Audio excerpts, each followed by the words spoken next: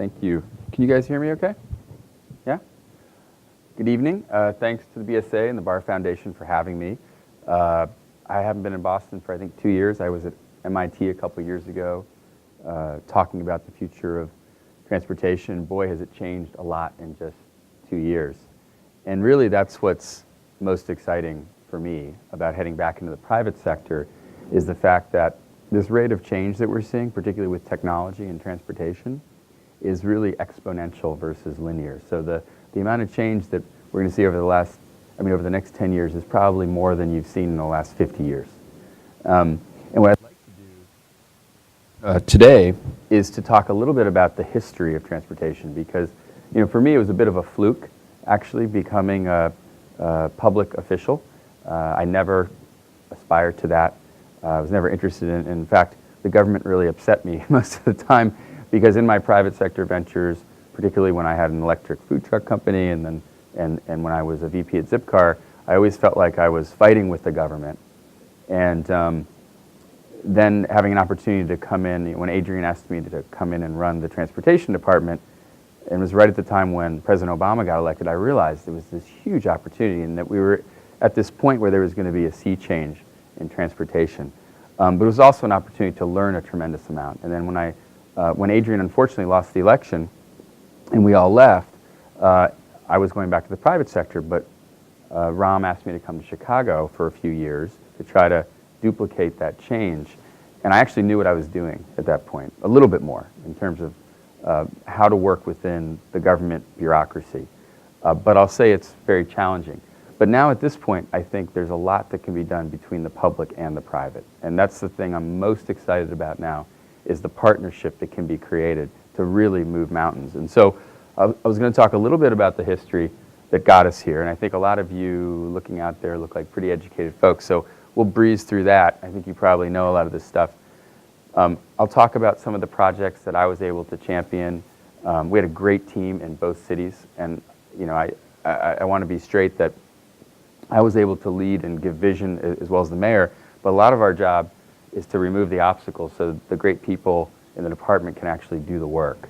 And then we'll talk after that about what I sort of posit as the future of transportation. And I'll say also that I got a chance to meet with key folks from the Boston DOT today, as well as people from, I think, the Commissioner of Public Works and Department of the Environment. And you guys have a great team here. You have people that really care, are knowledgeable. The Chicago Complete Streets Manual is one of the best in the nation. And when we did ours in Chicago, the model was really Boston. So you should feel really good about that. And with that, let's dive in. So this is just an introductory slide. This is actually half real and half fake. When I got to Chicago, this was the West Loop area. And it's very industrial. It's got a lot of meat markets also and cheesemakers and things of that nature. This station actually came down in 1947. We put it back. And within a few weeks, Google took 300,000 square feet, 2 blocks north. A hotel was announced, more restaurants and bars opened, and now it's named like the hottest, one of the hottest neighborhoods in the country. But I superimposed, that bike station is real.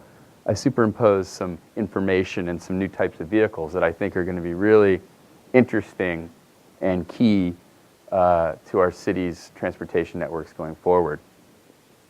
So the electric car. You remember when electric cars were coming out about 10 years ago and they go 25 miles an hour and they go about 25 miles on a charge and we were like, wow, that's pretty cool. Well, we had them 100 years ago in New York. They had 800 electric cabs. And New Yorkers loved them because they were low emission compared to the horses, which really clogged the streets up. They had infrastructure. It was a little tough to change those batteries out, but they were able to do it. This is Woodward Ave in Detroit. As my friend John Norquist likes to say, see how congested it was, all those people everywhere? Detroit doesn't have that problem anymore. I was in Detroit a few weeks ago. They're making huge progress. The M1 line is getting ready to go in. It's very exciting, and that's a real public-private partnership where the private sector is actually funding the infrastructure as well. It's not just the public sector. And the stuff that Dan Gilbert's doing there with public space innovation is amazing. If you get a chance to go out there and see it, they have sandboxes on the street. I mean, it's phenomenal. And speaking of private infrastructure, this is Harold Dobbins' cycleway that he built in 1902 and charged, it was either 5 or 10 cents toll to use it. So there's a history of cycling infrastructure that's safe and it's privately built. And in terms of the sharing economy, we used to live in 200-300 square foot apartments.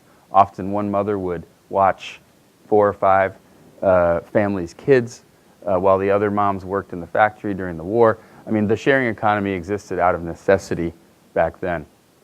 And the Garden City, which we celebrate today and think is very important, was a function of people not having a lot of green space in cities because they were sharing and living in these small apartments. And we're getting, again, back to that now. And there's a tenement housing floor plan, which when I talk to developers, they have lots of questions and I can't answer them. This guy I love, I forget his name, but this is his 3rd job, and he's 11. And child labor wasn't a problem back then. It was accepted. And he was a bike messenger, and bike messengers were everywhere. And the bike around the turn of the century was like the car is now. And actually a lot of wealthy people used them, and then they became mainstream transportation. And how many people in here drive cars? Raise your hand. All right. Wow, less than half. How many people ride bikes? Okay, and how many people walk? We'll come back to that. But, there's always this tension between the modes you hear about. Those damn cyclists and those pedestrians are on their phones walking out in front of my car. And we had the same issues. That horse is getting ready to run right into that streetcar. And the automobile, so we had like 8,000 automobiles in 1900, and I think we had about 30 million by this time. So you can imagine the tensions that were created on our streets. There's Times Square, obviously very congested, very busy. The streetcars in most cities were how people got between neighborhoods and from neighborhoods to shopping district and from neighborhoods to work. So I'm a little bit obsessed with the streetcars and their slow, lazy way of moving around because they were very reliable and people knew where they went and they could trust them. And when we lost the streetcars, it was the unraveling of our cities. And the Federal Highway Act, which initially, Eisenhower, he had a good vision. He wanted to connect our cities. It was about economic growth, freight, people having the freedom to travel between cities. But then it went too far. And we said, oh, well, it's not enough to just be able to go between the cities. This is so efficient. Let's just tear the heart out of the cities and just mow right through it, right? Or let's put in overpasses and freeways. And now we're having to undo this damage. Also, we segregated people on either sides of the freeways. In Chicago, I live next to 55, the Stevenson, and you have Chinatown on one side, and you have an historic African-American community on the other side, and then you have white people on the other side and Latin people. It's just the way it ended up. Some people say by design, I'm not sure. And so we created these places for people to go live outside of the city. Since we tore the heart out of the city, there was no real reason to live there. We left the poor people in the city, and we built these houses. And the surprising thing when you look at this is they weren't that big, actually. They were like, on average, 500 to 750 square feet. Now we think you got to have 4,000 square feet, right, if you're living in the suburbs. And there were other ancillary problems that came along with it. And we thought for a minute, maybe the bicycle could once again be our savior because people actually remembered the bicycle being king. But that wasn't going to happen. But over in London, this sign, which is now famous, everybody's got their version of this, but they realized they had made mistakes back then. And so did Copenhagen. Copenhagen, I was over there and they had actually paved over their canals and made them parking lots. They made huge mistakes. But when kids started getting run over by cars, the people rose up and said, we can't do this to our city. So fast forward to today, this is what you see. A lot of 12, 14, 22 lane highways. The big ass house, pardon my French. And you could be anywhere. I mean, here you can tell by the palm trees you're either in Southern California or Florida. I was just in Fort Lauderdale the other day, and a lot of that area looks like this. And like this, and we have land use plans that encourage people to drive. I was in the Sheraton Hotel in Fort Lauderdale the other day, and I realized as I was being driven in, there was no sidewalk. You could not, and then it attached to like a major arterial with no sidewalks, so you cannot get in and out of that hotel without driving. That sends a clear message to people. And you can see that we started buying a lot more cars. Homeownership rates didn't go up that much, but car buying certainly did. And again, there are other side effects. And it's not all about not walking and biking. We have all kinds of food problems. We don't have time to get into that. But people are getting big. And at the same time, the airlines are making the seats smaller. I joked in Fort Lauderdale that this is in front of like 1,000 people, that maybe they should start charging by the pound. I got a few boos. But that's an extra 350 million gallons of fuel that we're using because people are bigger now, just on airplanes. So the sharing economy starts to pop up around the turn of the century. And actually, it's Gen X that led the charge, my generation. And we were the people moving back to cities. You know, there are a lot of reasons why people want to share, right? There's all these great feel-good reasons. But we realized in the early days at Zipcar that that really wasn't going to make people make the right decision, unfortunately. People are inherently selfish, and so you have to appeal to their selfish ways. And first and foremost, it's saving them money and eliminating hassle. And then if they can feel good about it also, that's great. So these services that we introduce to people that get them to do the right thing, they have to actually appeal to their selfish needs, and that's fine. Of course, there's trust issues, but with technology these days, those trust issues are really going away. They're less and less. And now you have co-working space. When I left DC to go to Chicago, there were no co-working spaces. I come back, there's an incubator, there's I think 4 or 5 huge co-working spaces, and I have friends with $10 million of revenue that are operating out of a co-working space. They like the energy, it's cheaper, it lowers their costs. This is controversial, but it's the same thing. You have a lazy asset, you have a 4-bedroom house. In fact, I was talking to one of my planners at DDOT who just left, and she said, I have this house, and because I'm able to rent my room on average for $100 a night, the second room, that allowed me the freedom to leave my job and pursue some other part-time endeavors in travel. That's $3,000 a month. That's how it works.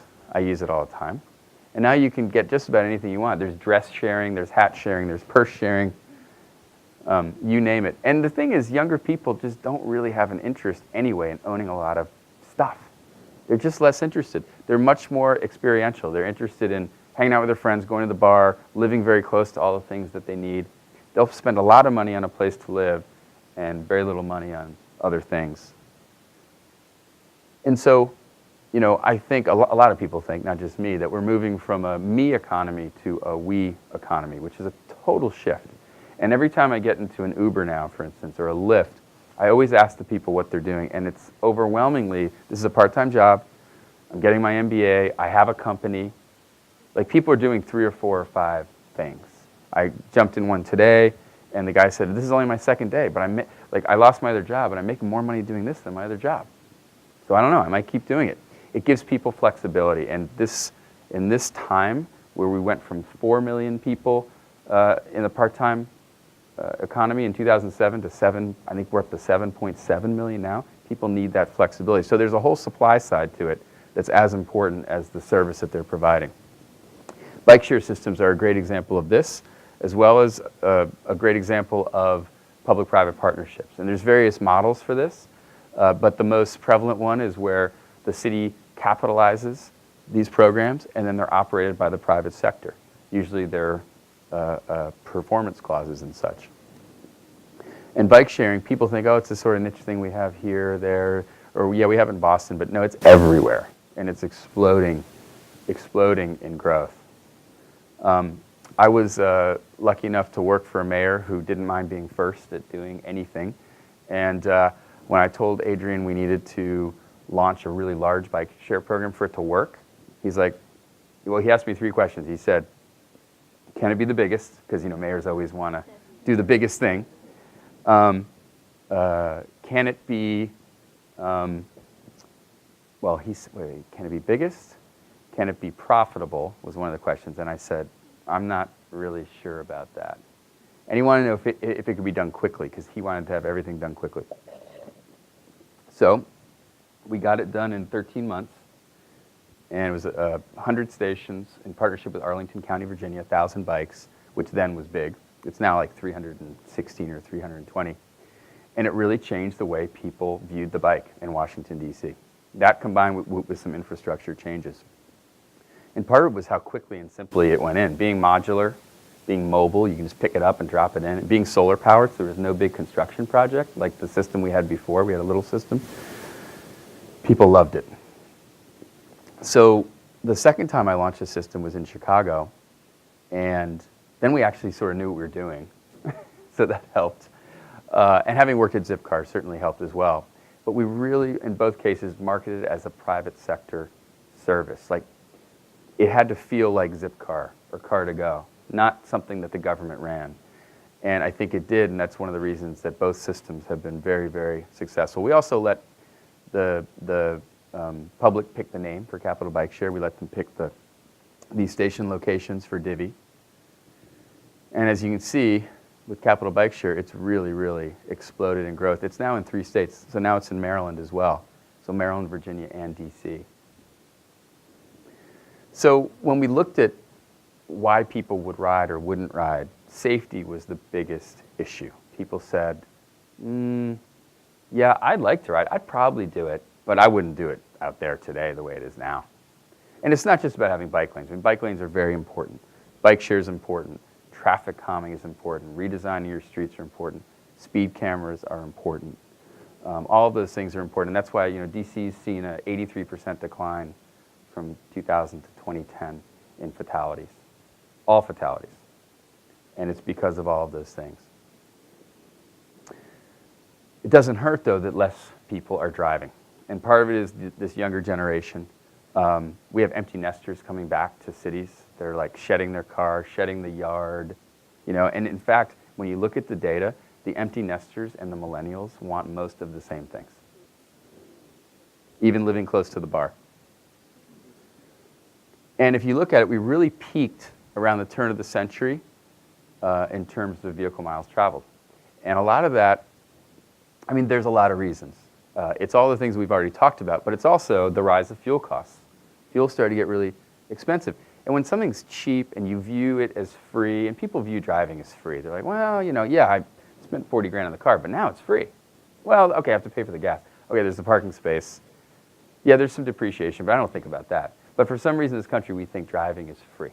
And it is the most subsidized form of transportation that we have, as evidenced by the, well, not the big dig, but, well, the big, yeah, because you had to take down the other thing, which, by the way, was a great investment. I got a tour of that today. $12 billion, I say cheap. Sort of. But it's all about the return on investment. People ask me that all the time, well, should we have spent this much on this? I'm like, I don't know. How many people invested around it because of what you did? If you spent $20 billion, but you got $80 billion worth of investment, I think that's fine. So people are starting to realize the true cost, the capitalization cost of car ownership and the operating cost. And that's how Zipcar actually took off, because until people understood that, until we ran really simple ads for people, that AAA estimated they were spending almost $1,000 a month on a car versus they could spend $150 on public transportation in Zipcar and walking and biking. I'm not sure that people were connecting those dots. So, again, people just aren't getting licensed at the same numbers that they used to. And what's really interesting, like if you look at Arlington County, there's a great article, which I think I have a clip of it later, last week about Arlington County. They've grown by 700% in office space. They have more office space than Denver or Dallas. They're a suburb of DC. They've exploded in terms of population, and their traffic's down 15 to 30%. And there's a lot of reasons for that. You should read the article.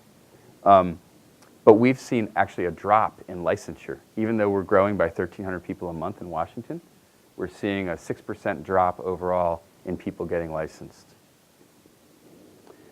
And a lot of these new business models that you see, whether it's bike share or ride share or car share, or there's some stuff I'm working on now I'll show you a picture of. It's really about old technology with new technology. And that's why I wanted to show those pictures at the beginning, because we think all this stuff is all new and all the reactions are new. Almost none of it is new.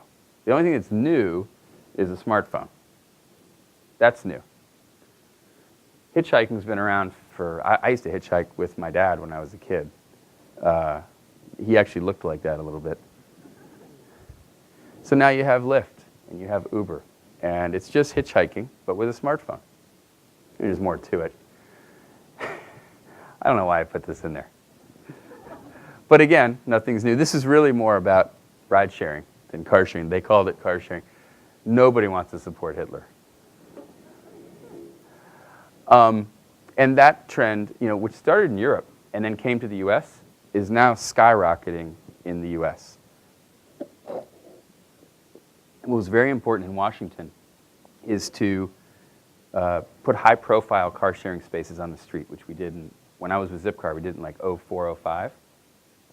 And that's when Zipcar was able to hit the tipping point in Washington and become profitable, because it became an extension of the public transportation system. And that's how public and private can work together instead of fighting each other.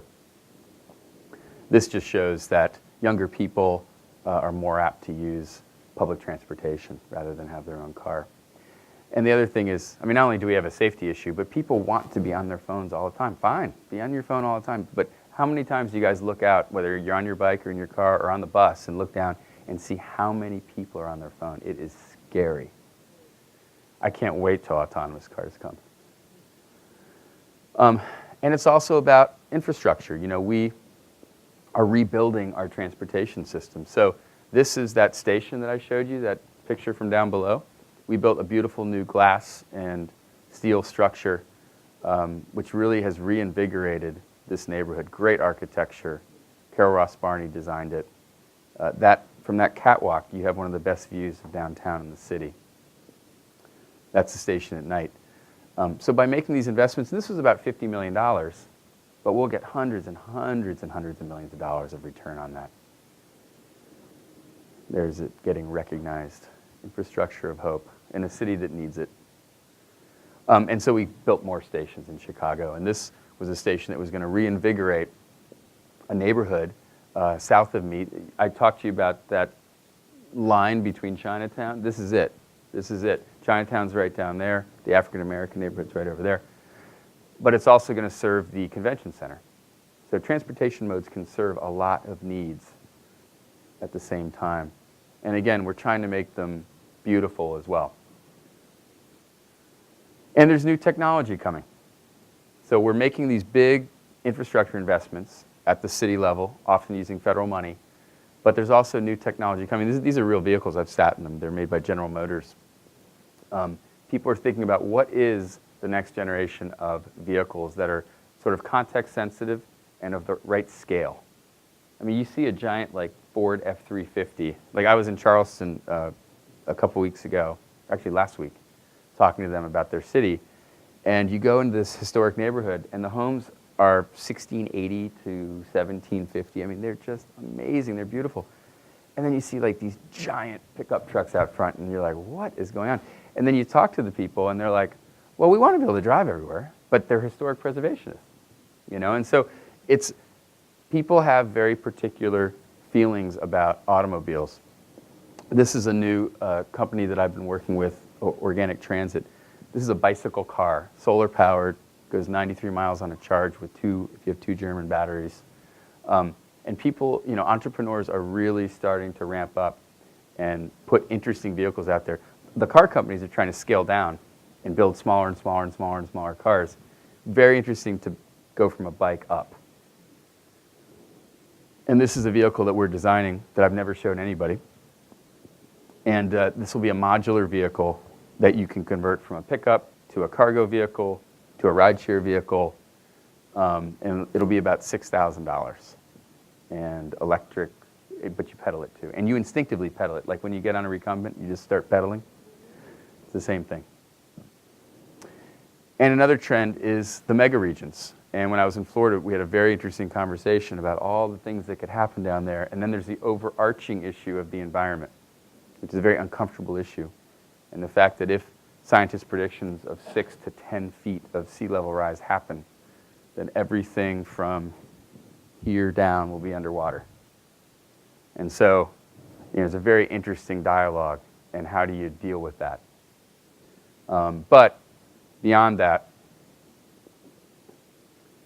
the Northeast is going to, be a very, very busy place. When we did the 2050 plan for DC, we forecasted millions more people moving. And when we looked at the transportation network, we realized that we just couldn't support it almost no matter what we did without changing land use.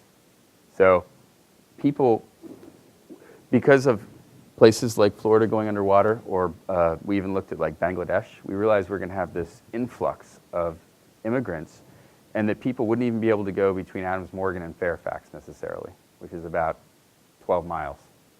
So people are going to live, work, play in their neighborhoods. They're probably going to grow food in their neighborhoods, and you already see it happening. They're going to have solar panels. They'll sell back to the grid, which is now already happening. And you're going to have less movement. But people will still want to travel between regions.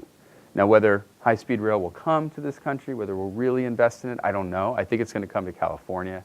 I think everything starts in California, right? Or in Boston. And spreads. But if you go to Europe, you know how great it is. And it's not 127 mile per hour high-speed rail. It's 220 mile per hour high-speed rail in Europe. So how do we get there? Because we've made some horrible planning mistakes.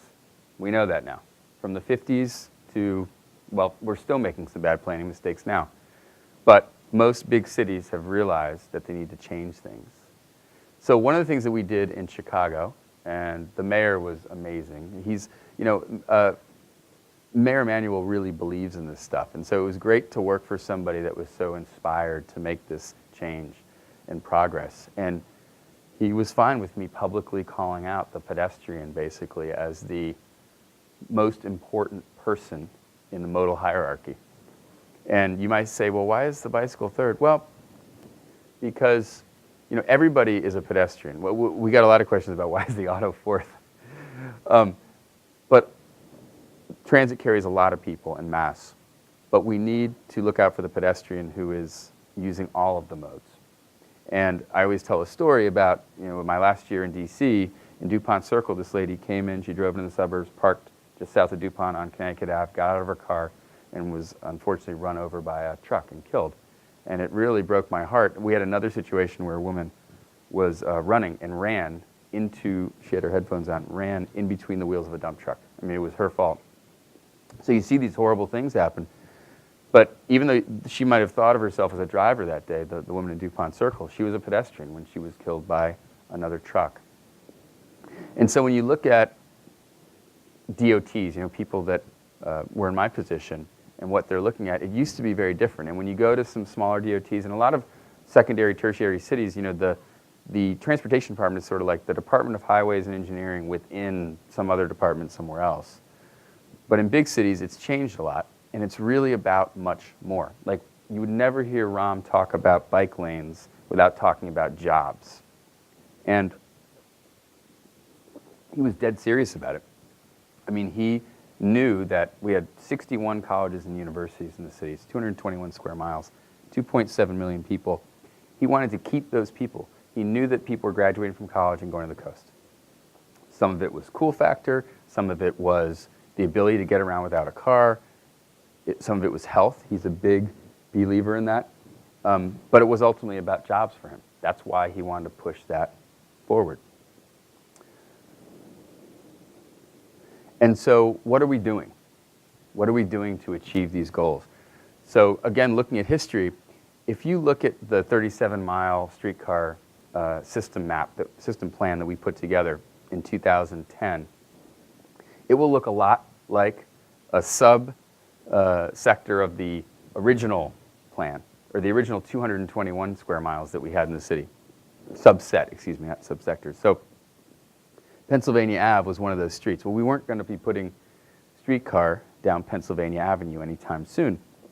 So I asked the mayor, could we repurpose it for a bike lane? It was just empty. And he said yes.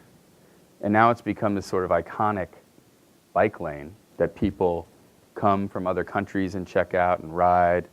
And I have to tell you, it's one of the safest bike lanes I've ever ridden in, because you have this amazing line of sight of the entire street from the Capitol to the White House. It was actually Earl Blumenauer who challenged me to do that from Oregon. But he thought we'd put him on the side. That's Earl right there, right in the middle there with Adrian, Secretary LaHood. I mean, people were really jazzed about that when we did it. And so when I went to Chicago, we wanted to do a lot of the same things. This one we built in 4 days. I think it was 13 blocks. There's a lot of planning that went into it, but we built it over 2 weekends. We had a speeding problem. We had 3 lanes of traffic, and then a bus lane, which is regularly violated, a parking lane, and people were doing about 40 miles an hour on average in a 25. So we put a 2-way protected bike facility in there with sensors in the bike lane, sensors in a turn lane, which was very important, and put bicycle signals in. And what's amazing, we went from cyclists abiding by the signals, 31% abided by the car signals before. That means 69% were running the light. It went to 83%, I think, abiding by it when you gave people their own space and their own signal. And we saw almost no change in traffic throughput.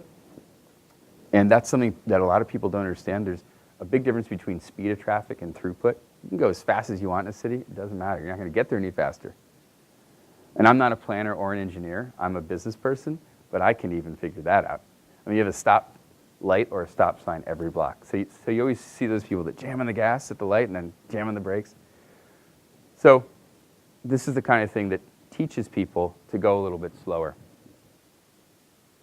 This is the busiest bike lane in the country, and we finally cleaned it up and made it a great bike lane. I think over 4,000 people use it each day. And so, they'd been sort of bumping along in Chicago before Ram and I came in terms of putting bike facilities in, and Daley was very pro-bike, but more for exercise, weekend warrior type stuff.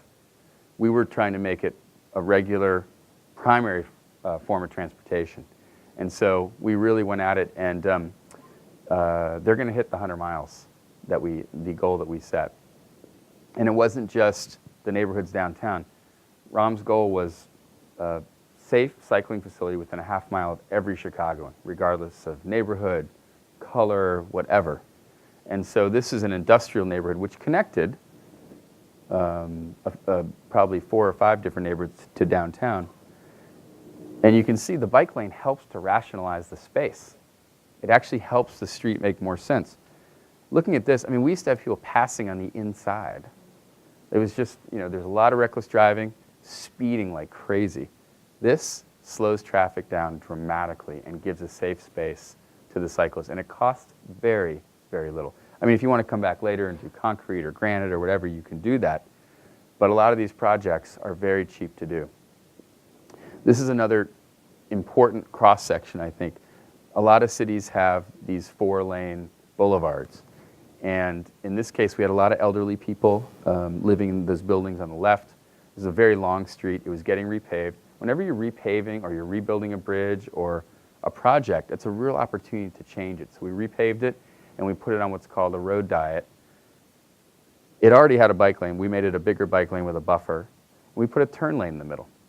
So what's great about this is you slow down traffic dramatically, but like the picture I showed you of Dearborn, you actually improve the vehicle operations by adding the turn lane. So people are always turning, so they're just blocking a lane anyway. So you put one shared turn lane in the middle, and traffic will flow better and slower, and people get to their destination actually faster, and you have fewer crashes. And I know you've talked a lot about BRT, so I'm not going to bore you with lots of stories about BRT, but in DC we worked on streetcar. It was the right thing for DC. And when we announced the streetcar, before I even got there, when they announced the streetcar on H Street, pretty much every parcel was bought up on H Street. And there's been billions of dollars put into that already, even though the streetcar took forever, and is finally going to run. And now there's a design, build, operate, maintain contract on the street to build 22 miles all at once, which is very exciting. But in Chicago, it wasn't the right solution. We didn't have the money for it. We wanted to do something faster. They have about $10 billion of other transit needs just for the CTA extension and the Red Line rehab. And so we looked at bus rapid transit. And they were already working on a downtown BRT, which I'll show you in a minute.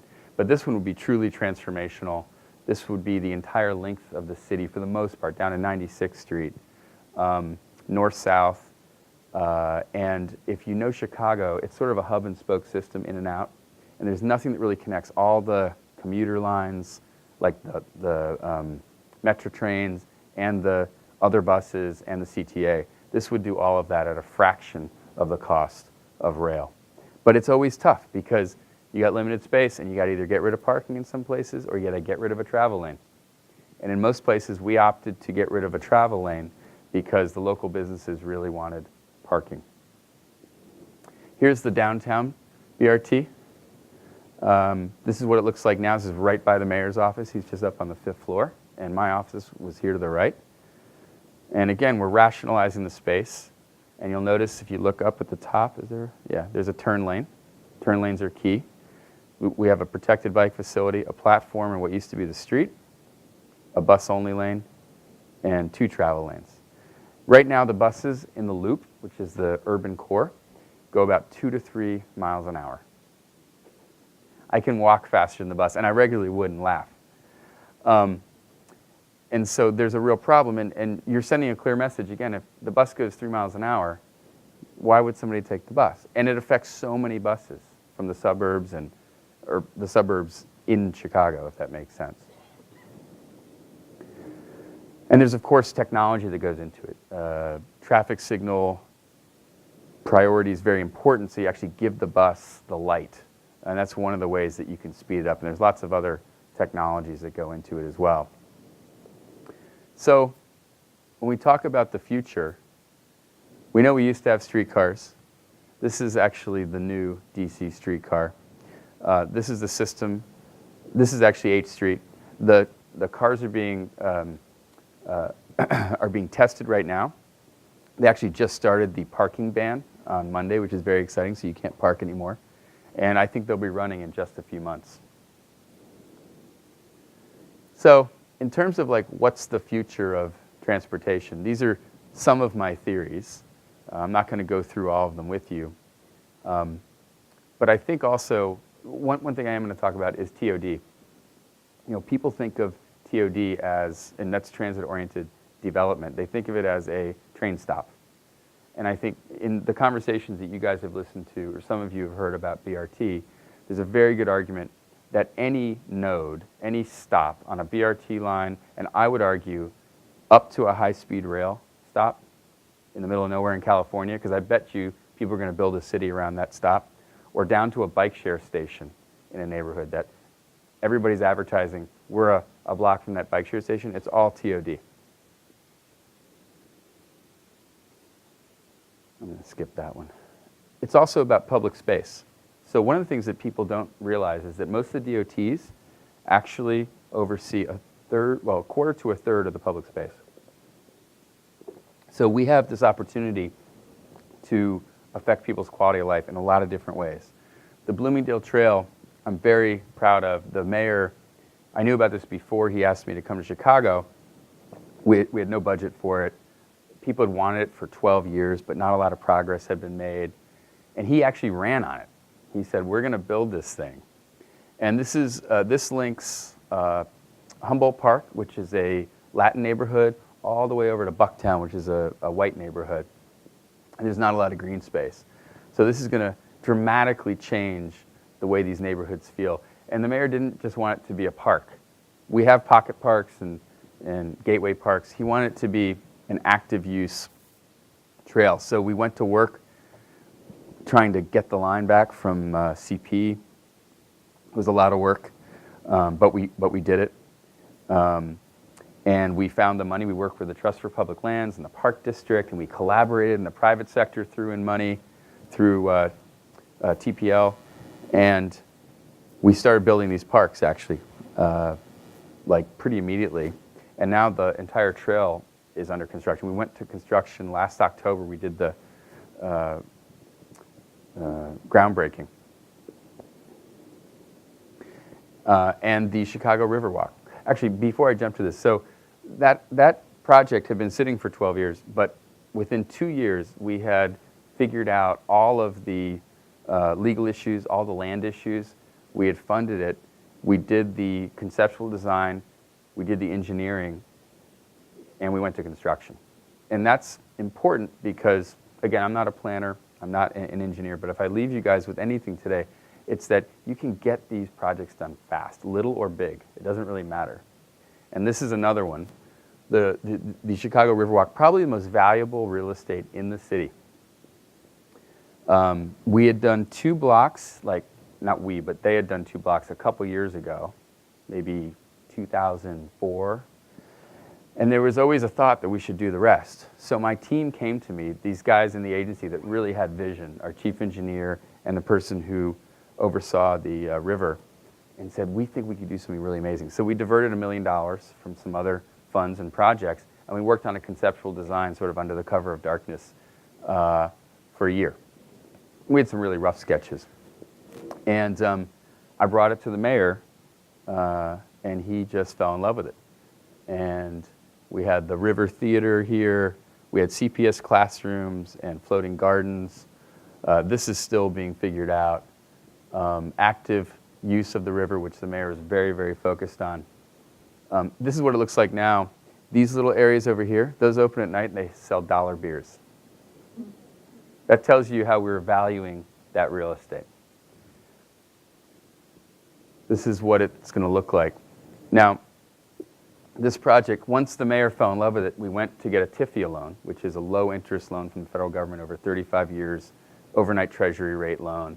It was like, I think we closed it at maybe 3.2%. And we financed the entire thing, basically, through them, and then we're paying for it just by renegotiating, rebidding the tour boat slip fees. So there are a couple tour boats that do architecture tours. They were paying very little. Now they're paying more market rate, and it's paying for this huge project over 35 years, which will benefit all Chicagoans and tourism. We work with the tourism board. If we can get, I forget what percentage, X percentage of the tourists to spend an extra half day, it'll mean like hundreds of millions of dollars a year. So again, it's the investment versus the return. It really doesn't matter how much it costs. And it's just plain ugly now, and it's going to be beautiful. This is actually the mayor's favorite one. And there's another picture from up above. You know, Wacker Drive's up there, and Wacker Drive has always been sort of separate from the river. This breaks down all the barriers, and you can be even in your car and see the people eating lunch, or hopefully on your bike. Oh, that's actually where we store. That's where my DOT guys store a lot of their crap for projects. And it's going to turn into this.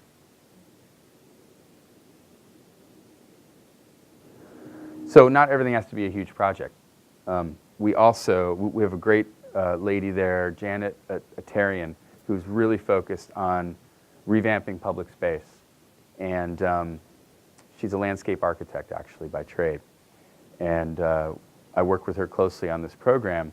And we thought, you know, what if we could do what they've done in San Francisco and New York, but we'll work with the SSAs. We'll sort of let the private sector take the lead, but we'll cut all the red tape. We'll help them do some design. And actually, architects jumped in and did pro bono work. And we'll take some parking spaces. We'll take some alleys. We'll take some plazas, and we'll reimagine them. Actually, I'm not going to show that. We don't have enough time. So this is a before, sort of under or no utilized space. And unfortunately, there aren't people in that. But they actually planted vegetables in the garden and added chairs and tables. Here's a before. Here's what it looks like afterwards. It looks better with people. There's my wife, actually, right there. And this one, they spent 70 grand. This is a lot of money. I mean, we've seen them done for as little as $1,000. We spent 70 grand, but they've won awards for it. It's all custom, and it's modular. So you take it apart, you put it in storage, you bring it back in the spring. And we figured out that we could actually make money because to offset this, because we have a crazy parking meter contract that we signed in Chicago before I got there. So we couldn't afford to pay LAS parking for the space that we were losing. So it forced us to go out and find another unregulated space. We created a full parking space that could be billed 365 days a year. And then this is only active about 6 months. We actually had a 6-month revenue pickup out of every single one of these that we did. So there's obviously a trend toward redesigning around people versus a particular mode of transportation, particularly cars. Too many cars in a city, as I think we all know now, will strangle a city. It'll kill a city. Now, if you look at this is in New York. My good friend Jeanette Sadekhan, for some reason I always have trouble saying that. She did some amazing work, and again, simple stuff, paint, IKEA furniture. But this feels like a place you want to work, right? I mean, for the most part. But with some paint, some aggregate, some chairs, some planters, it really feels different.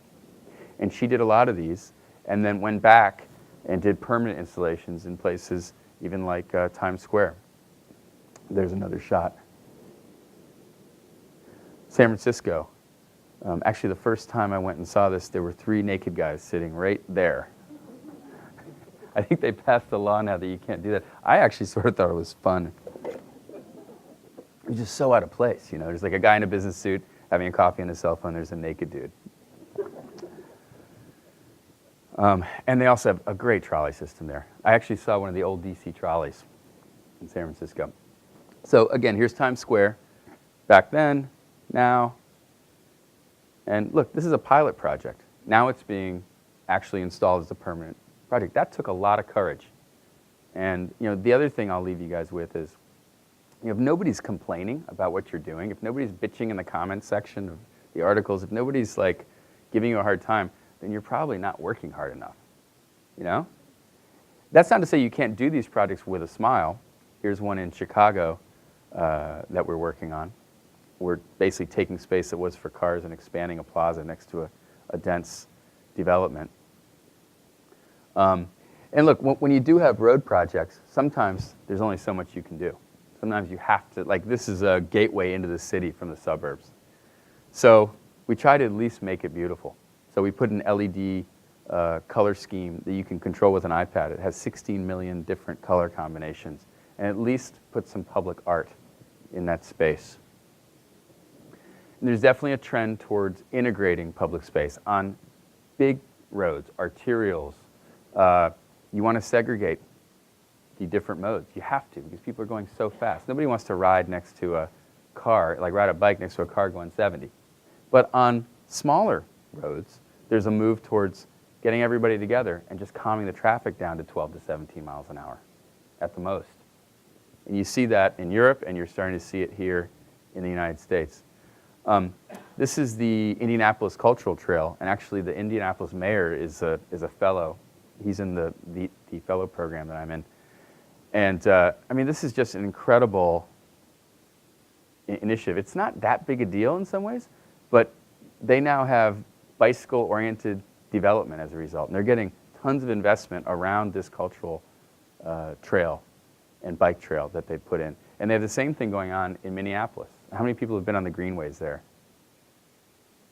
You? Okay, it's great. And they have bike stores, they have coffee houses, but now they have condos going up around that trail, and people commute on it. And here's the other thing they found out, thanks to New York City doing this study, is yes, it's a lot safer. Yes, people's lives will be saved, and that's why I want to do this work. But in addition, it's really good for business. It's like so many things, right? We're like, well, we'd like to do things that are green, but it's too expensive, Actually, all these things that are good for us are good for the economy. They create new businesses. They keep people safe. Every death in Chicago in the roadway averages $4 million in cost. So we have, I think it's a $9.1 billion congestion problem in the Chicago region. We have like an $11 billion fatality problem. I might be getting those numbers backwards. It's very expensive. And I feel funny saying that because it's more about human life, but there's a dollar component to it. This is another example of a project that people said, oh, it's going to cost a lot of money to make the greenest street in America. You know, we were experimenting with a lot of stuff. And this started before I got there. Janet worked on this, and I got to work on it with her later on. It's an amazing project. It's an industrial neighborhood. You know, cities are going through change. So this was a really industrial neighborhood. Those tracks aren't active, but there are other tracks that were. So we had to keep it industrial on one side, but recognize the mixed use and changes that were going on the other side of the street and the school that was going to be built. So we rebuilt the road with the school, and we really made it a pilot project for all the latest and greatest in sustainable design. And so we wanted to see if we could do it without building more sewer infrastructure for all the runoff. And here's what we had before. Pretty simple solution, but it meant we didn't have to have a sewer. Bioswales, rain gardens. We also used photocatalytic pavers. So here's what it looked like under construction. So there's the photocatalytic pavers. They actually eat smog. And we're monitoring everything for 2 years after and 2 years before to make sure that everything works as it should. This company is from Italy that makes these, and this project was such a success, they actually opened an office in America now to sell these things. Oh, and again, the water just flows right through the pavers. And we also wanted to educate people, so we put dual solar wind-powered lights on the street with an education component, particularly since it's built next to a school. And people come there, and they take a walking tour, and they learn about the street. And we broke down the barriers between the public realm and the school. There's just some more pictures. But one thing that's really interesting about this project, all these bells and whistles and all this cool stuff cost 23% less than our other streetscape projects. So again, doing the right thing is cheaper. This is just an example of a new, this is Taylor Gourmet, and actually if you look closely, there's the president down there. He loves this place. I eat there quite a bit myself. They went from one store a few years ago, they have like 8 now. They will not open unless they can open in a place where they can open up to the outside, to sort of integrate the external and the internal, which I just think is very interesting. There's a trend towards that. People want to break down those artificial barriers between the built environment and the public street. And flex streets are being popularized. We're designing one in that same neighborhood where I showed you that new train station, the new CTA station, so that it can be used. I actually, did I already say this or no? Okay. Sorry. It's been a long day. So in that neighborhood, there are lots of different uses. And so this is going to be closed from 4 in the morning until noon for the industrial uses, and then used by people as cafe space the rest of the time. So it's basically being utilized in multiple ways. Again, thinking modular and flexible. So people ask, where are all these people going to live that are moving back to cities? And this is a real problem in Washington, where housing is getting extremely expensive, and we have a height limit. We have a 13-story height limit, and so there's a problem with sort of balancing the need to have a beautiful city, but also needing a practical city, particularly where young people can afford to get a place. So microhousing is the next big thing. And when I started talking about this in February, there was like one development in New York, and there's been, I think almost every major city now has something in the works. And this is not new. You know, when I moved to DC in '95, I shared a house with 6 people. And now it's just being formalized. And so this was the first development in the US that I'm aware of. Again, it's modular. So I'll leave you with that as well. Everything's going to be modular. I think streetscapes will be modular, so you'll have the flexibility to adjust them. They build these on the ground, and they drop them into place. This is a real picture. These are small. You're talking like 100 to 350 square feet typically. And one of the things you're seeing, too, is flexible space. So if you have say a 200 square foot unit, the ability to take this wall and flip it between your workspace and your kitchen and your bedroom. So if you have friends over, you actually can have a living room. But when you go to sleep, you just move the wall over. That's the kind of flexibility that people need in these small spaces. And people are increasingly recognizing the importance of access versus ownership, particularly as it relates to these small housing units. People they don't have a place to put a car or a bike. When you're on the 13th floor, where are you going to put your bike, right? These are, I was in France recently. These are some new bikes that I saw, like a micro folding bike. This is an electric cargo bike, which is a pretty amazing thing to ride. It's really zippy, and you can put your groceries in it. I think here they'll be shared more than people will own them. And again, thinking back to what's good for us is actually good for our economy. In DC, when we were first putting these in, first of all, people had never seen bike sharing much, so they didn't really know what to expect. But a lot of businesses were like, don't you dare put that thing in front of my Whole Foods or my this or my that. And a year later, they were saying, could you please put one here? And we'll pay $56,000 for it. That's a pretty quick switch. But they're realizing through studies that a lot of people wouldn't come to that area if it wasn't for bike share. 16% of people they polled said they wouldn't be there without bike share. And out of that, 80% said they would have shopped somewhere else, and 20% said, or 19%, said they would have just stayed home. So let's talk about self-driving cars. Some people love the idea, some people hate the idea. There's a lot of confusion out there, I think, as to what this will be. And I've been lucky enough to talk to the folks at Google quite a bit and go out there and see the cars. First of all, they're coming a lot faster than people think. Nissan announced today with Renault that they're going to have semi-autonomous cars on the street in 2016, cars that can park themselves and drive on the highway by themselves. Elon has said we're going to have a car that you can turn the autonomous functionality on and off.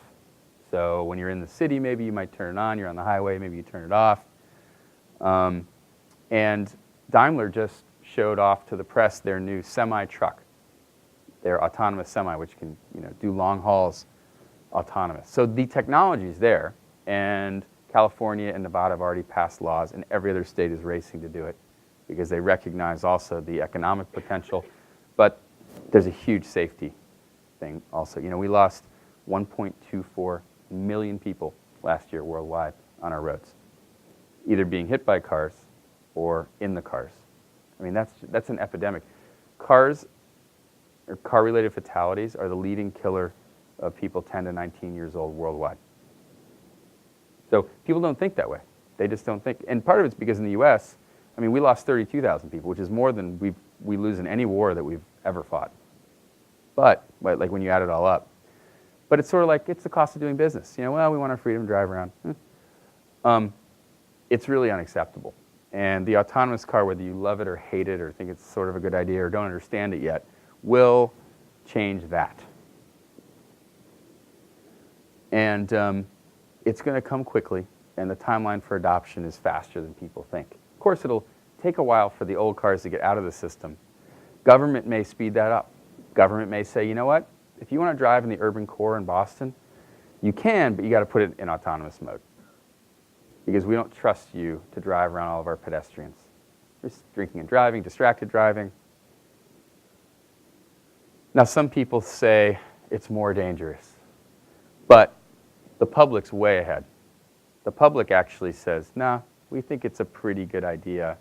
And what's really funny is people would rather their kids ride driverless than with them. That tells you something, doesn't it?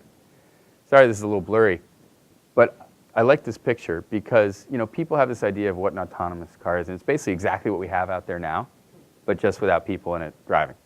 And I don't think that's necessarily how it's going to play out. I think people actually rethink what transit is. We think the car is a bad thing. The car is a bad thing if you use it all the time by yourself for every trip. You put 4 people in it, it's more efficient than the bus. That's a fact.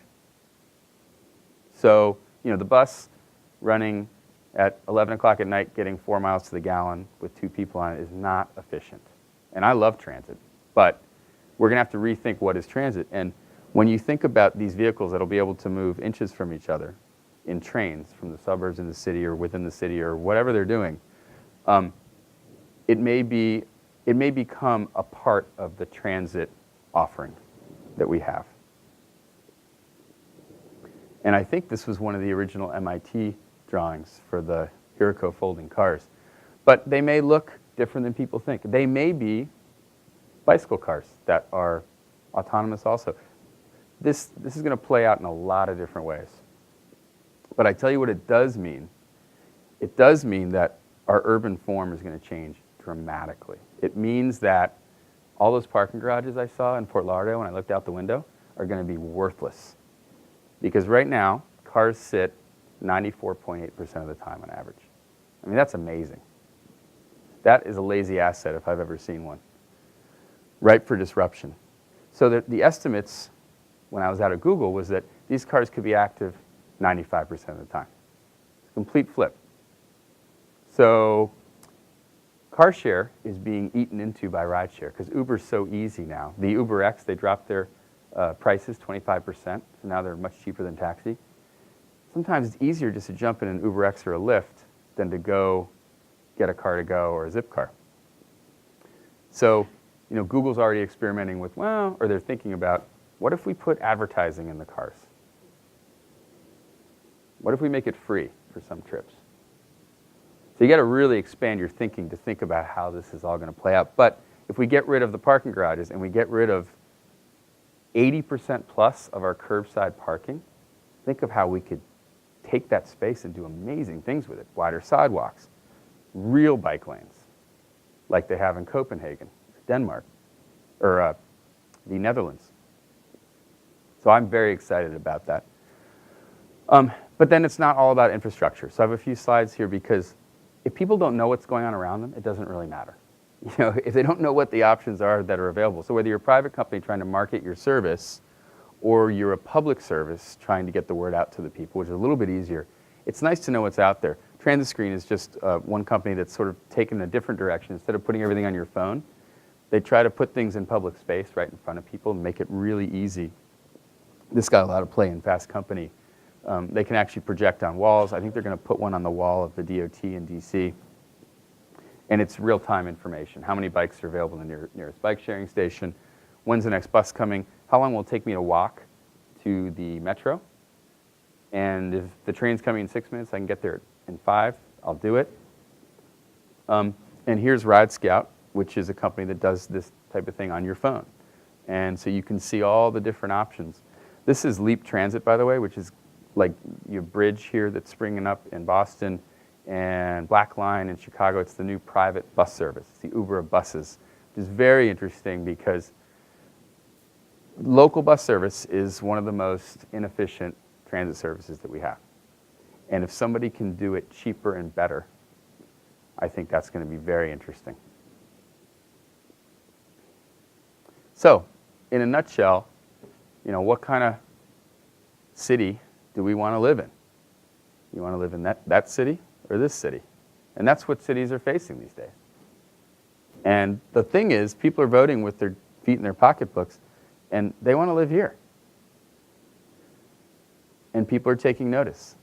And Massachusetts, by the way, second only to my home state of DC, sort of a state, has the lowest fatality rates in the country per capita. So you guys are doing a lot right. And in terms of the drop, DC is also the biggest. And I think automated enforcement is one of the biggest things. I think it's hugely important. You can do all the great design and education and encouragement you want, but if you don't have that hammer at the end of the day, I mean, we're all like big kids in some sense, and we'll try to get away with things. And the speed cameras, and now we have stop sign cameras, all that stuff works, red light cameras. So we've seen a huge drop. And now people are moving back into DC. You see strollers. You never saw strollers even 5 years ago in the city. They're everywhere. And I have one now. I just got one. So when you look at what it, I mean, there's a baby in it. It's not, I mean, it's not pushing around an empty stroller to fit in with the rest of the people my age in DC. But it's really about placemaking, modal hierarchy, and ecological service is sort of a fancy way of saying like sustainability. And And so one of the things that we did in Chicago, we did this in DC too, but we did a better job of it in Chicago, is we really called out what we were going to do. And we had short-term plans, 2-year plans for the overarching plan with like 120 different metrics that we committed to hit. Then the pedestrian plan, which called for 0 fatalities of all types within 10 years, which meant we had to have a very aggressive program. And that's why we committed to roll out 300 speed cameras in the city. So we didn't just say we're going to do a Vision Zero, we actually had the plans to back it up to do it, and I think they will do it in my absence. The Streets Recycling Plan, which called out 645 miles of bike facilities, complete streets, which again, I hope it's anywhere near as good as the one here in Boston, which is excellent. And I showed you that sustainable street. We're now baking that into every project that we do. It's been very successful. You know, there may be maybe 10% of the things aren't working as well as we thought, but 90% are, and it's cheaper. So we're baking it into all of our projects. And then we did an update, which I encourage you guys to look at. It's really graphically pleasing. Like it's actually, like for a non-wonk, it's actually fun to read, and it shows a lot of progress. It's on the CDOT website in Chicago. And we also, we admitted a few things we didn't get done. Of course, there were some things we didn't say we were going to get done, like the Riverwalk, but if we fell down, we publicly admitted that we fell down, and I think that's important. This is the article I would encourage everybody to read. It's very well written, it's to the point, and it talks about how even if you're not in an old city, like if you're in a suburb of the city, or you're in a suburb period, how do you do a lot of the same things that DC and Boston, for instance, are doing, but in, you know, I don't know, Somerville or Newton or, you know, somewhere else. And they made some hard choices, and they stuck to it. They almost put in big box retail stores in the RB corridor, the Roslyn to Boston corridor, but instead they built metro stations in high density, and it's made a huge, huge difference. Their congestion is down 15 to 30%, and they've like doubled their population. And you can see it. Actually, DC was just named the most walkable place in the United States over New York. And New Yorkers are like saying, oh, bah humbug, right? Maybe not that, maybe they're saying BS, but they're not happy. But it is truly amazing what's happened there. And not just me, I mean, 10 years before I got there, people were doing amazing work. And there's all these great new options that are being provided, and they're not always the government alone acting, just, you know, investing a lot of money and trying to get it off the ground. Car2Go's been great. And we found a way to allow them to operate in the city, prepay the parking for a year. They're paying market rate, $3,400 a year. They get the space, and the public gets the benefit of the service, and it costs us nothing. We're actually making more money. Bike share, pay by phone. I love pay by phone. Makes it easier to park, better turnover. Our revenue went up 60% in Washington. I mean, we did a lot of other things in parking besides just adding pay by phone, but it was most visible. But 60% higher revenue that we could then reinvest in things like the bike program. That's how we were able to get a lot of projects done, by making money. And in DC, we had a great guy, Dan Tangerlini, who now runs GSA, who also ran the department. A brilliant guy who set up this system where we basically were a business, and we could kill what we ate, for lack of a better term or phrase. So, you know, when I talk to, you know, government people in particular about what's important, the most important thing is planning a little bit less and doing a little bit more. I mean, they're great plans.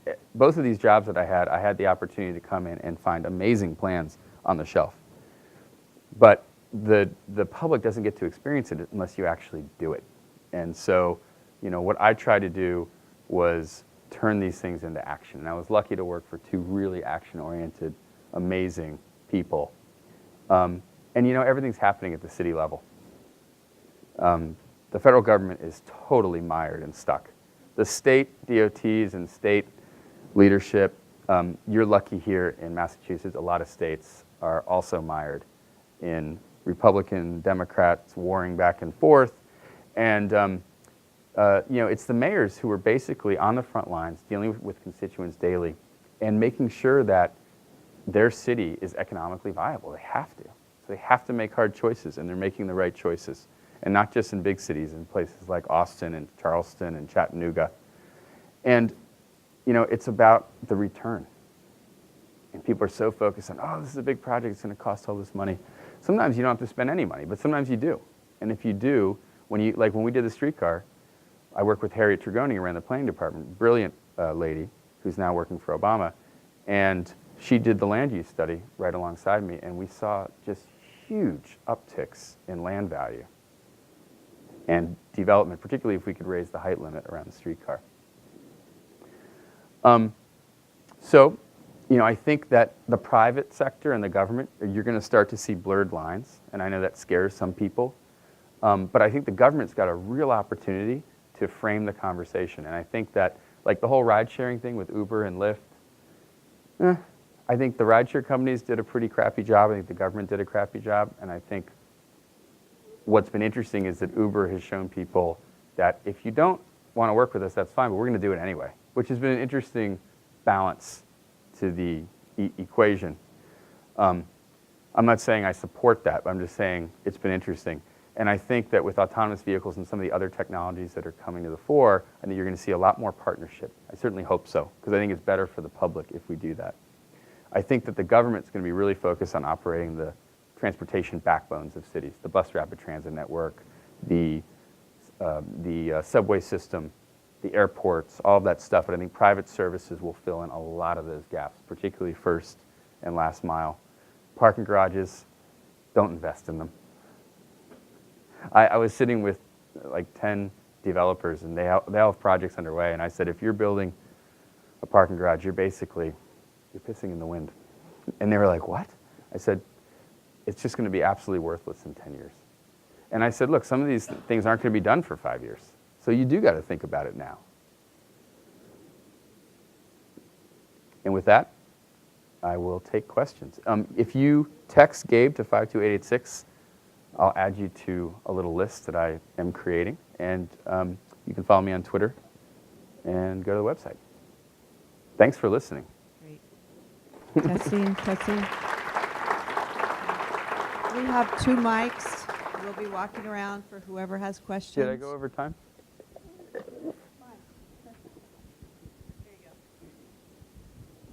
I was wondering if you know what percentage of real estate is occupied by the transportation network in Washington or Chicago, in terms of the roads. The actual roads. Well, I know that in DC, I think we had 31%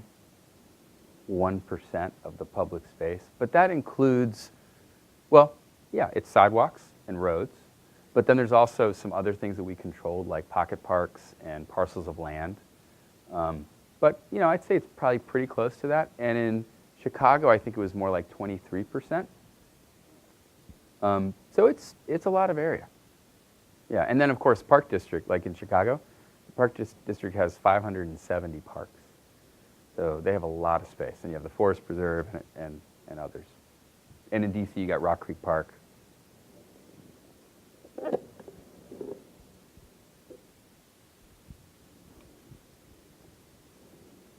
Anyone else? Okay.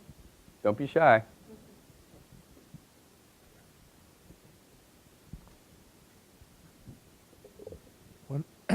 One of the important things, it appears that it's the maintenance of all these new ideas, and that is never budgeted, and people and states fall short of that, and the services do not meet their objectives.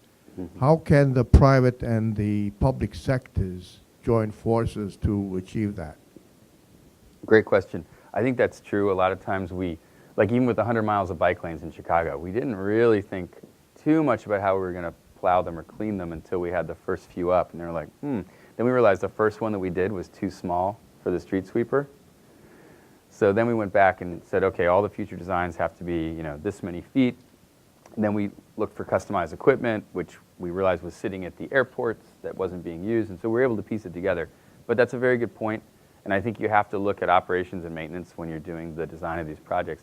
But I would say in the same vein, when they were building the main artery here, or whatever it was called, I don't think they thought about how much it was going to cost to replace. Like we spent $365 million to build a pair or replace a pair of bridges in Washington. Like these big concrete structures, some of them can be billions of dollars. So I think that's a bigger problem. I think that's why you're going to see more and more teardowns, which is a good thing, like the Embarcadero in San Francisco. But anyway, overall, I think that the private sector will be utilized to probably maintain a lot of this stuff. And in Chicago, we even experimented with getting a private company to clean all the bike lanes. I don't know if that really answers your question, but okay. So it seems to me that a lot of what you were talking about is a fundamental change in the role of government in the transportation space because, you know, government provides parking spaces, but now it doesn't. Government regulates taxis, but now maybe that gets in the way. So can you say a little bit more about how city governments need to change to be able to lead instead of get in the way of some of these innovations? Yeah, yeah. And, you know, I'll say that I think people viewed me in both cities as much more actively involved in leading than they were used to. So I think you can be a really active leader and involved and very vocal and out there without sort of over-regulating innovation. So for instance, in Chicago, there's $18 billion worth of taxi medallions. So they're at risk. But Rahm made a conscious choice not to over-regulate, even though there was financial risk. We made a decision like, let's see where this innovation goes with Uber and Lyft and Sidecar. We can always sort of make some decisions later, which may or may not have been totally accurate. But, you know, I think that mayors are very competitive with each other now. You know, when you talk to them behind closed doors, they're all talking about what the other mayor's doing, and they're innovating in this place and this place. So there's become this innovation competition, which I think is a good thing. And I think that is causing people to regulate less. I think also we've learned from Uber, as I said, that if you don't listen and partner, it's going to happen anyway, potentially, because you can't really close the internet Pandora's box, and these efficiencies are just going to happen over time. And if we participate, and this is a lot of what I talked about at the DOT today, probably a third of the time, is let's partner with the private sector so we can actually make this a better system for the citizens instead of it just happening to us. And so I think that's what needs to happen. I think it needs to be a different view. You know, a lot of times the mid-level people, particularly in these agencies, have in my experience, have negative views of the private sector. And some of it's justified and some of it's not. But it doesn't really matter. And we've got to be more open-minded. Because it's not really about us and protecting our turf and, well, I love transit, I love the bus. We got to, you know, it's really about what's best for people. And that's tough, but I think we're getting there.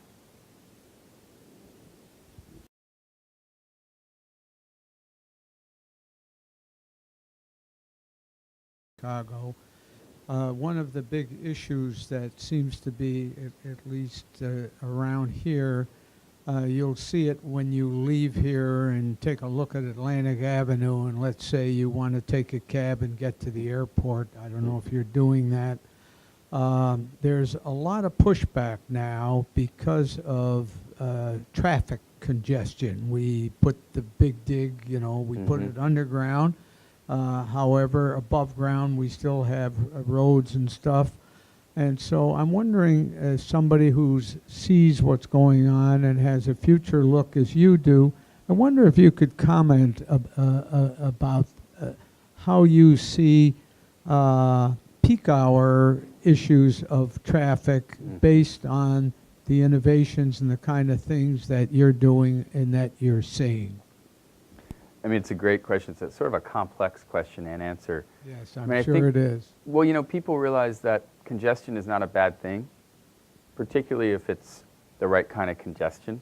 I mean, you saw those numbers in terms of the increased business in New York on 9th Ave. And, you know, if you create public plazas and public spaces and get rid of car lanes and you create bike lanes, those people are much more apt to spend money in your store.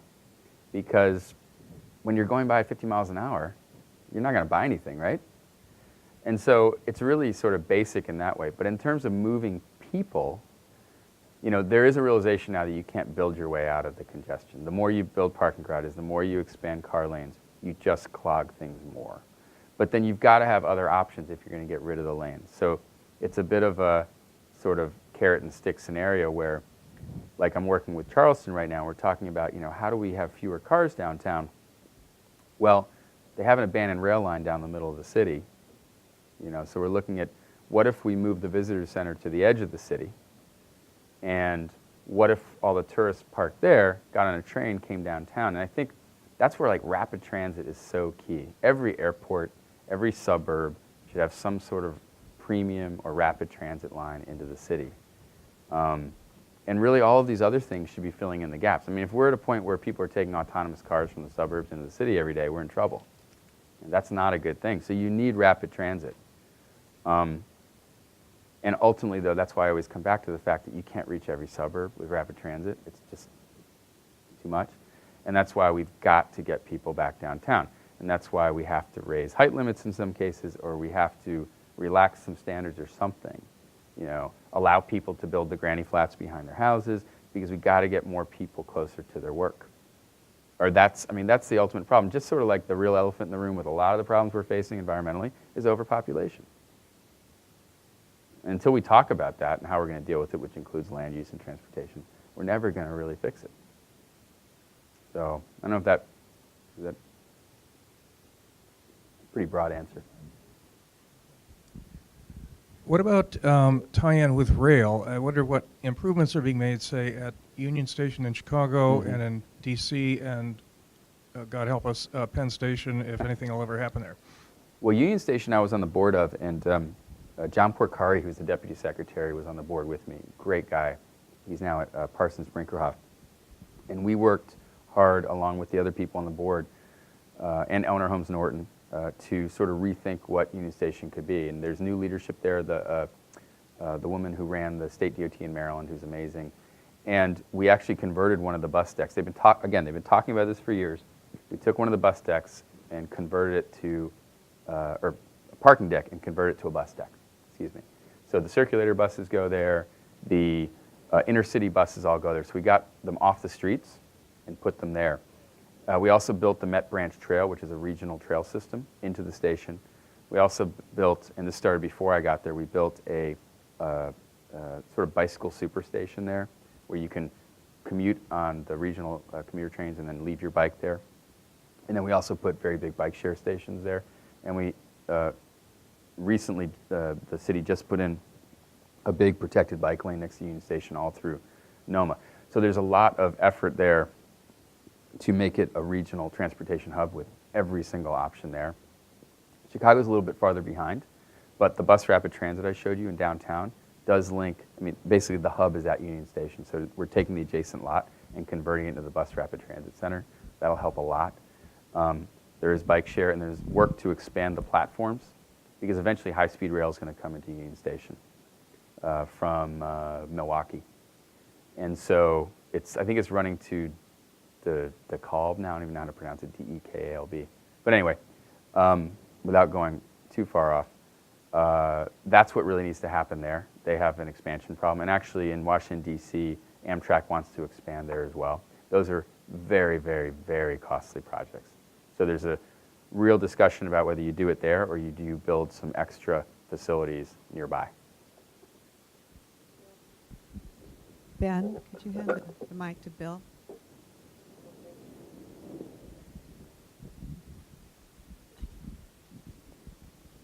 Thank you. Given your predictions about the autonomous vehicle, which I'm fascinated by, what advice would you offer a transit property that's contemplating in a downtown urban core investment in rapid transit? I generally support them. I think you're going to need the rapid transit system. Like, these cities are going to grow so much. Going back to that picture of Florida, if heaven forbid, a big chunk of one of these states goes underwater, and we're going to have a mass migration.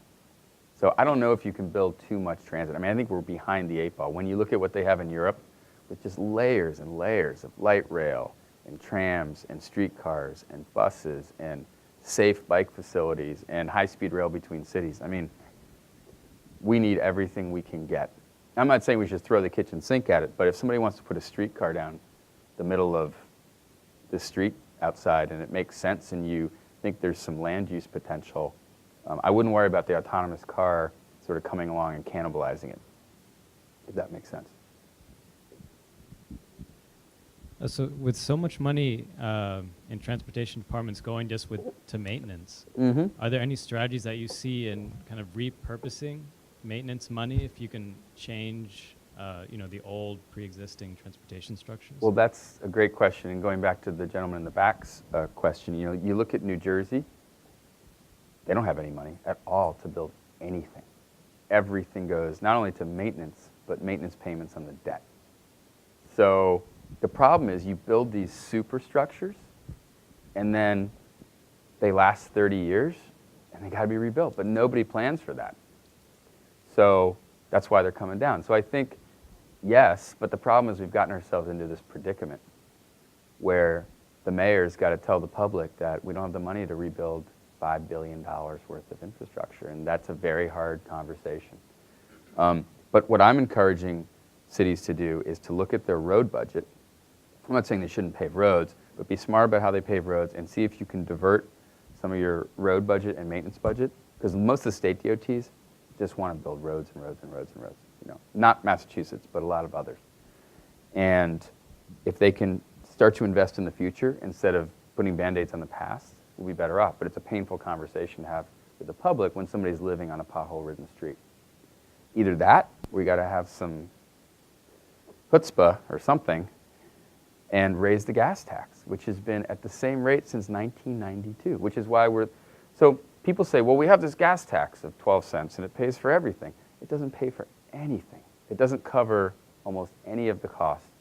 And the Republicans can't agree with the Democrats, and the Democrats aren't standing up either. And so we're in the situation where, like, if we had just pegged it to CPI back in 92, we'd be in a much different situation. Or what I would have liked to see is when gas prices spiked in 07, 08 to like $4 a gallon, we could have taken that delta and said, you know what, let's leave gas at $4 a gallon no matter what. This is our new price. And then as it fluctuates down here, as Exxon screws us a little more, a little less, you can edit that out of the tape, right? We'll keep that delta and put it into infrastructure. We could have dug our way out of this. But the politicians in Washington have no backbone because they can get reelected 100 times. The Senate was supposed to be the longer-term political seat that you held, and the House, you're supposed to give it up every couple of years, and they aren't doing that. It's become a lifetime job, and when it's a lifetime job, you're not going to make any controversial decisions, which is why our form of government is a little bit broken. But just enough caffeine to say things are slightly inappropriate. We have time for 2 more questions. Wendy, would you like to go ahead? Sure. So you've been talking about a lot of change and innovation that's happening really heavily in the core cities and the dense parts of the metro areas. But if you actually look around at where people have where you have terrible, the people that actually have the worst transportation choices and the worst commutes and the worst congestion is actually the suburbs and the belts around the cities. At the same time, we're watching cost of housing rise rapidly in places like Washington and Boston, and I don't know Chicago so much, but many of our successful urban areas have really rising housing prices. I worry a little bit that what we're going to see is what Europe has had for a long time, which is that the core cities work really well for people that are relatively well off, and the people that have the hideous commutes and so on are really in the suburbs. And I wonder if you can talk a little bit about how you thought about those things in Washington and Chicago and the kinds of solutions, given the fact that we have huge investments in a pattern of land use, which is not going to change with any rapidly. Well, I'll start out by saying the thing that concerns me the most is when I see like the 1% buying up real estate all over London, for instance, and just leaving it empty. And that's happening in South Florida a bit. That concerns me because that's sort of the structural change that I don't know how you deal with that. And it's not just expensive. I mean, it's ridiculously expensive to live in London. So that's one thing that I don't know what you do. But I think that in terms of the typical suburb, I mean, like I was over in Copenhagen recently, and the people in the suburbs don't have cars either. Like I rode, also when I was in the Netherlands, I rode from Amstelveen to Amsterdam, and Amstelveen is a suburb, but everybody rides their bike. They ride it like 15 miles into the city every day. In the rain, it doesn't matter. They ride every day. And in downtown Amsterdam, you can't have a car. So the suburbs are becoming mini Amsterdams. And that's why I love that Arlington story, because they are out urbanizing a lot of urban areas in their suburb. And Gaithersburg, if you've ever been there, was sort of this hideous mega mall suburb. And they're completely reinventing themselves as an urban village, as Bethesda has. And when I was on the MPO, which is the Metropolitan Planning Organization, back in 2008 through 2010 in DC, we used to fight with some of the immediate suburbs because we were so progressive and we were doing all this crazy stuff. And now, they are all doing the same thing. So Fairfax, how many of you guys have been to Tyson's Corner? Okay, I used to work there. You can't cross the street. I would get in my car at 8484 West Park and drive to the Panera and have some mediocre food every day because you couldn't walk across the street. So they're now spending, $18 billion on the Silver Line, which is going through Tyson's. They're not even putting in park and ride lots, which would be unheard of even 5 years ago. To build a metro stop in that density level and not even put in a parking lot, if you can't walk there, you can't use it. So that's sending a clear message in terms of their future development strategy. And I think that as we get really dense, like DC may not be competitive. DC may be too expensive, and people may live 30 miles out, but what's going to happen is they're going to live, work, and play 30 miles out, and you're going to have a new city there in Fairfax. And, as we urbanize, that's what's going to have to happen. We're projected to go to 9 billion people on this planet by 2050. We were at 2 billion in 1900. So obviously we can't continue to all buy iPhones that take 20 tons of particulate matter to create one, right? And thank God they're recycling them now. But we're going to have to live more densely also. We're going to have to share things and live more densely. But it won't be all in downtown Boston or downtown DC. That's my theory. I don't know. But I see it starting to take shape. Last question. You talked about working with both the mayor of Chicago and the mayor of Washington, D.C., two very different cities. Actually, one of them is not even part of a state. Could you talk about how communicating with the governments both within the cities and how the states interacted with you during the process of developing both sites and where the differences were? Yeah, and DC is a very unique place to work. It's wonderful because you have a completely vertically integrated government. There's no county. There's no state. Now, you do have the feds, and luckily, under the new administration, we saw eye to eye on a lot of stuff. But you still have things like historic preservation at the federal level, which kept us from putting like overhead wires for the streetcar, and I got into a big battle with the feds about that, with not the DOT, but other federal agencies. So it has its own unique challenges, but I think in terms of span of control and being able to get things done, DC is one of the best places in the country. Chicago is very interesting because, like a lot of places, like Brussels is more important than Belgium. That's what a lot of people say. And it's the capital of Belgium, right? So Chicago, in many ways, is as important as the state of Illinois. And when you look at the power structure, I'm not going to outline who's more important than who, but a lot of people argue the mayor of Chicago is more powerful than the governor. And so all of that is fascinating to see the inner workings of. It's a whole nother lecture. But it was challenging working with the state. And there are many people at the state level that once we educated them on what we were trying to do, wanted to do good things, but sometimes politics held it up. They didn't want to see any protected bike facilities until we did years of studies. And so then we had to also prioritize our own streets. We couldn't put them on their streets. Even if we crossed their streets, it was challenging. I had more budget autonomy in DC. Chicago is much more challenging that way. It's also just challenged anyway in terms of dollars. But being challenged budgetarily can be a good thing. Like we figured out how to pave a lot more roads with less money because we had to, because we didn't have the money. And so you have to become a lot more efficient when you don't have cash. But then we did have a good relationship with the DOT. They're very progressive at the federal level. And so they were very helpful to us. So, but I think what I learned is no matter what situation you go to, there's always a way to be successful. It definitely was helpful to have a strong mayor, work in a strong mayor type situation versus a weak mayor, strong council or something. And I don't know. I mean, I talked to like LA DOT. I don't know what that would be like for me. So I'd say that was key for me. But everything else, I think, was totally different in each city, and we made it work.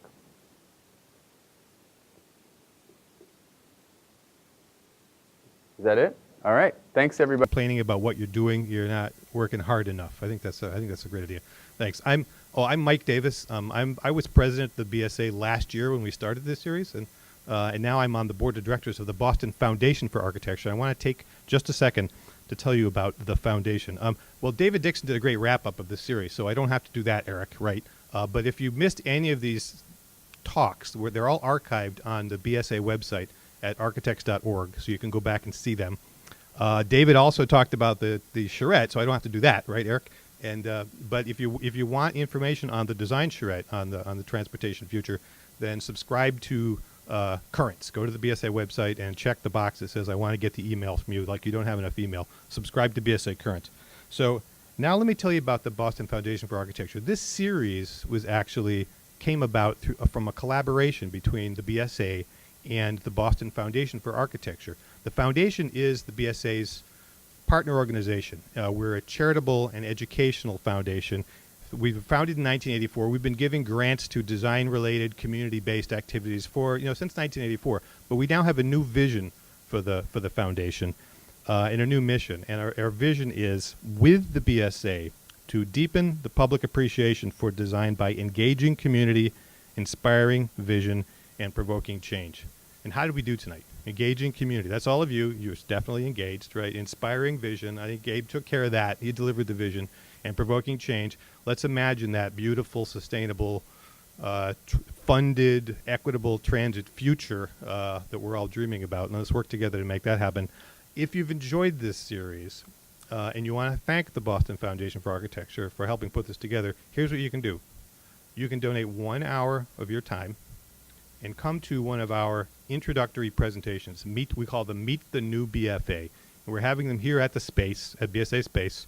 The next three are July 23rd at 8 a.m., August 13th at 6 p.m., and August 27th at 8 a.m. They're just an hour. We'll get you in and out in an hour, and we'll tell you about all the exciting things that the BFA is doing now and wants to do and how you can be part of it. We need to build a network of supporters and friends. We need you to come. You are the audience for us. We want you part of the Boston Foundation for Architecture so you can help us get to that beautiful, sustainable, equitable, funded transit future that we're all dreaming about. So that's it for me. That's it for the Transit Lecture Series. Thanks very much for coming.